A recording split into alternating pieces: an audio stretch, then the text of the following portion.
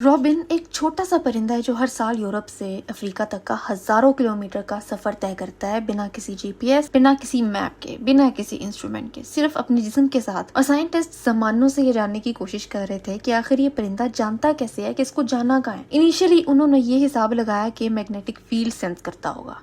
ठीक है, करता होगा, लेकिन कैसे? उसकी आंखों में ना कोई आयरन पार्टिकल है, ना उसके कानों में कोई कंपास है। तो फिर 2008 में यूनिवर्सिटी ऑफ फ्रैंकफर्ट के रिसर्चर्स ने कुछ ऐसा डिस्कवर किया जो वो खुद भी इस पे यकीन नहीं कर पाए। रॉबिन, ये एक छोटा सा आम परिंदा है, अपनी आंखों के अंदर क्वांटम इंटेंगलमेंट यूज कर रहा था। उसकी आंखों में क्रिप्टोक्रोम मॉलिक्यूल्स हैं। जब लाइट के फोटॉन्स इन मॉलिक्यूल्स से टकराते हैं तो वो दो इलेक्ट्रॉन्स को एक साथ इंटेंगल कर देती है। ये इंटेंगल्ड इलेक्ट्रॉन जमीन के मैग्नेटिक फील्ड के साथ रिएक्ट करते हैं और इन रिएक्शंस के पैटर्न से परिंदे का दिमाग डायरेक्शन फिगर आउट कर लेता है मिली सेकेंड्स में ऑटोमेटिकली। मैं आसान करके बताती हूँ। इस परिंदे की आंख में कुछ खास मॉलिक्यूल्स होते हैं। जब सूरज की रोशनी इन मॉलिक्यूल से टकराती है तो उनके अंदर दो छोटे इलेक्ट्रॉन्स एक दूसरे से जुड़ जाते हैं, जैसे इनविजिबल थ्रेड। ये प्रोसेस इतना खास है कि एक पार्टिकल पर जो असर होता है दूसरा पार्टिकल फौरन उसको फील कर लेता है, चाहे वो कितना भी दूर हो। साइंटिस्ट इसको क्वांटम इंटेंगलमेंट कहते हैं। ये इंटेंगलमेंट जमीन की मैग्नेटिक फील्ड को फील करता है और परिंदे को सही डायरेक्शन बता देता है। क्वांटम इंटेंगलमेंट को आइंस्टाइन ने spooky action at a distance कहा था, क्योंकि वो खुद बिलीव नहीं करता था कि ये रियल हो सकता है। फोटोसिंथेसिस के बारे में तुमने सुना होगा। एक पौधे के पत्ते के अंदर क्लोरोफिल नाम का मॉलिक्यूल होता है। जब सूरज की रोशनी उस पत्ते पर पड़ती है तो रोशनी का एक छोटा सा हिस्सा, जिसे फोटोन कहते हैं, क्लोरोफिल से टकराता है। इस टकराने से क्लोरोफिल उस फोटोन की एनर्जी एब्जॉर्ब कर लेता है। अब ये एनर्जी पत्ते के रिएक्शन सेंटर तक पहुंचनी होती है, जहां से फोटोसिंथेसिस का असल प्रोसेस शुरू होता है। लेकिन क्लोरोफिल और रिएक्शन सेंटर के दरमियान बहुत सारे दूसरे मॉलिक्यूल्स मौजूद होते हैं, इसलिए एनर्जी को एक मॉलिक्यूल से दूसरे मॉलिक्यूल तक सफर करना पड़ता है। अगर हम सिर्फ क्लासिकल फिजिक्स के हिसाब से सोचें तो ये एनर्जी एक मॉलिक्यूल से दूसरी मॉलिक्यूल तक बिल्कुल वैसे ही हॉप करेगी जैसे कोई बॉल सीढ़ियों पर से एक एक स्टेप करके नीचे उतरती है। इस तरह के सफर में हर कदम पर कुछ ना कुछ एनर्जी जाया होती रहती है। अगर फोटोसिंथेसिस सिर्फ इसी तरीके से होता तो बहुत ज्यादा एनर्जी रास्ते में ही वेस्ट हो जाती, लेकिन असल में ऐसा नहीं होता। हैरत की बात यह है कि फोटोसिंथेसिस की एफिशिएंसी 95% से भी ज्यादा होती है। 2004 में MIT और यूनिवर्सिटी ऑफ टोरंटो की रिसर्च ने इस बात को और ज्यादा कंफर्म कर दिया कि इस प्रोसेस में क्वांटम कोहेरेंस का किरदार हो सकता है। इसका मतलब ये है कि एनर्जी सिर्फ एक ही रास्ते पर नहीं चलती, बल्कि वो एक वेव की तरह एक ही वक्त में तमाम मुमकिन रास्तों को एक्सप्लोर करती है और फिर उनमें से खुद ही वो रास्ता इख्तियार कर लेती है जो सबसे कम एनर्जी जाया करे और रिएक्शन सेंटर तक सबसे तेजी से पहुंच जाए और एफिशिएंसी के साथ अपना काम करते हैं। अरबों सालों से हर पत्ता, हर लम्हा अपने अंदर इतना sophisticated quantum level process perform कर रहा है और आज भी इंसान अपने सबसे एडवांस्ड कंप्यूटर्स के बावजूद इस मैकेनिज्म को पूरी तरह रेप्लिकेट नहीं कर सका। सोचो, हाउ फैसिनेटिंग।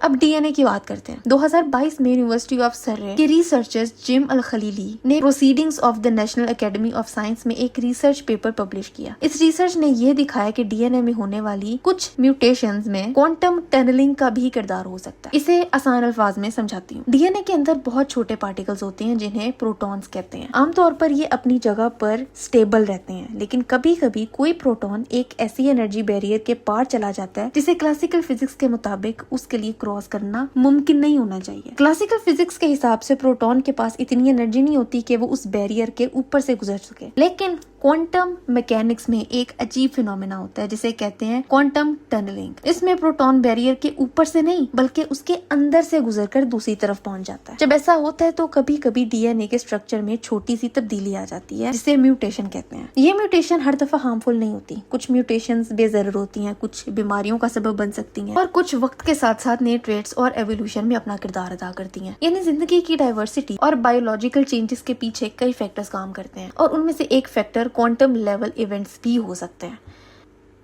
अब एक और दिलचस्प मिसाल देखते हैं। जब तुम एक गुलाब को सूंघते हो तो तुम्हारा दिमाग कैसे पहचान लेता है कि ये गुलाब की खुशबू है, ना कि प्याज की या किसी और चीज की? काफी अरसे तक साइंटिस्ट्स का ये मानना था कि हमारे नाक के अंदर स्मेल रिसेप्टर्स होते हैं जो कि हर मॉलिक्यूल अपनी शेप की वजह से किसी खास रिसेप्टर में बिल्कुल चाबी और ताले की तरह फिट हो जाता है। इस थ्योरी से ये समझना आसान है कि मुख्तलिफ मॉलिक्यूल्स मुख्तलिफ खुशबुएं क्यों पैदा करते हैं। लेकिन 1996 में साइंटिस्ट डॉक्टर लूका टूरन ने एक नई थ्योरी दी जिसे वाइब्रेशनल थ्योरी ऑफ स्मेल कहते हैं। इस थ्योरी के मुताबिक सिर्फ मॉलिक्यूल की शेप ही अहम नहीं होती, बल्कि उसकी क्वांटम वाइब्रेशंस भी किरदार अदा कर सकती हैं। हर मॉलिक्यूल एक खास फ्रीक्वेंसी पर वाइब्रेट करता है और मुमकिन है कि हमारे स्मेल रिसेप्टर्स उन वाइब्रेशंस को भी महसूस करते हैं। बाद में कुछ रिसर्च, खासकर 2013 में साइंस जर्नल में शाया होने वाली रिसर्च ने ये पॉसिबिलिटी डिस्कस की है कि स्मेल डिटेक्ट करने के प्रोसेस में क्वांटम टनलिंग भी शामिल हो सकती है। इस मॉडल के मुताबिक इलेक्ट्रॉन्स क्वांटम टनलिंग के जरिए मूव करते हैं और मॉलिक्यूल्स के वाइब्रेशन का सिग्नेचर पहचानना मुमकिन हो जाता है। एक आम सी नाक जो हर इंसान के पास है, उसके अंदर कितना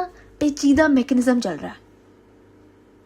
अब एंजाइम्स की बात करते हैं। इस वक्त तुम्हारे जिस्म के अंदर लाखों केमिकल रिएक्शंस चल रहे हैं। खाना हजम हो रहा है, सेल एनर्जी बना रहे हैं, डीएनए रिपेयर हो रहा है और नए प्रोटीन्स तैयार हो रहे हैं।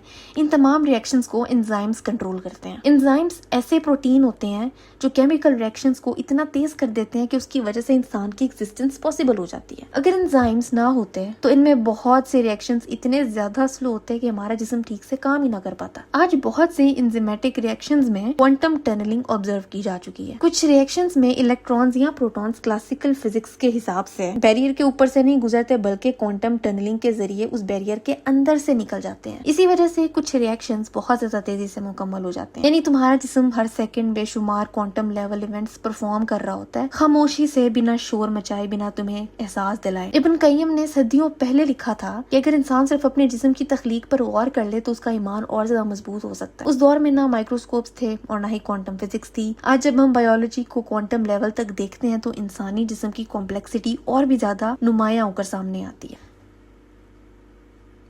साइंटिस्ट्स जिमल खलीली और जॉन जो मैकफेडन ने अपनी किताब लाइफ ऑन द एज में एक दिलचस्प आइडिया डिस्कस किया। उनके मुताबिक ये मुमकिन है कि जिंदगी के कुछ बुनियादी प्रोसेसेस क्वांटम मैकेनिक्स से गहरा ताल्लुक रखते हैं। क्लासिकल फिजिक्स का एक बेसिक प्रिंसिपल है सेकंड लॉ ऑफ थर्मोडायनामिक्स, जो कहता है कि वक्त के साथ साथ सिस्टम्स में डिसऑर्डर्स यानी एंट्रोपी बढ़ती रहती है। मिसाल के तौर पर अगर एक कप टूट जाए तो वो अपने आप दोबारा खुद नहीं जुड़ सकता। मुर्दा जिस्म धीरे धीरे सिंपल मॉलिक्यूल्स में टूटकर बिखर जाता है। ये नेचुरल प्रोसेस है, लेकिन लिविंग ऑर्गेनिजम्स कुछ अरसे के लिए इस प्रोसेस से ऑपोजिट काम करते हुए नजर आते हैं। एक बीज मिट्टी से न्यूट्रिएंट्स लेकर एक बड़ा दरख्त बन जाता है। एक फर्टिलाइज्ड एग देखते ही देखते एक पूरे का पूरा इंसान बन जाता है। ये प्रोसेस ऑर्डर और ऑर्गेनाइजेशन क्रिएट करता है। कुछ रिसर्चर्स का मानना है कि क्वांटम कोहेरेंस और क्वांटम टनलिंग जैसे मैकेनिज्म्स लाइफ के कुछ बायोलॉजिकल प्रोसेसेस को समझने में अहम काम कर सकते हैं। कुरान में अल्लाह ताला ने अपना एक नाम बताया है, अल हई, यानी हमेशा से जिंदा और हमेशा जिंदा रहने वाला। हर मखलूक की जिंदगी अल्लाह की दी हुई है। हमारे जिस्म के अंदर चलने वाले तमाम बायोलॉजिकल और क्वांटम लेवल मैकेनिज्म्स भी उसी के बनाए हुए हैं। चाहे साइंस उन्हें जितनी मर्जी गहराई से समझ ले, उन कवानीन का खालिक अल्लाह ही है। अभी हाल ही के चंद साइंटिफिक पेपर्स ने ये सवाल उठाया कि क्या कॉन्शियसनेस के कुछ पहलू क्वांटम प्रोसेस से इफेक्ट हो सकते हैं। कुछ रिसर्चर्स ने एनेस्थेटिक्स और ब्रेन के क्वांटम लेवल इंटरेक्शन के दरमियान मुमकिन ताल्लुक पर रिसर्च की है। जितना साइंस जिंदगी के अंदर झांकती रहती है, उतना ही हमें पता चलता रहता है कि अल्लाह ताला की मखलूक कितनी पेचीदा, कितनी नाजुक और कितनी हैरत अंगेज है। एक परिंदा जो क्वांटम इफेक्ट की मदद से रास्ता ढूंढ सकता है, एक पत्ता जो रोशनी की एनर्जी को गैर मामूली एफिशिएंसी के साथ इस्तेमाल कर सकता है, डीएनए के अंदर होने वाले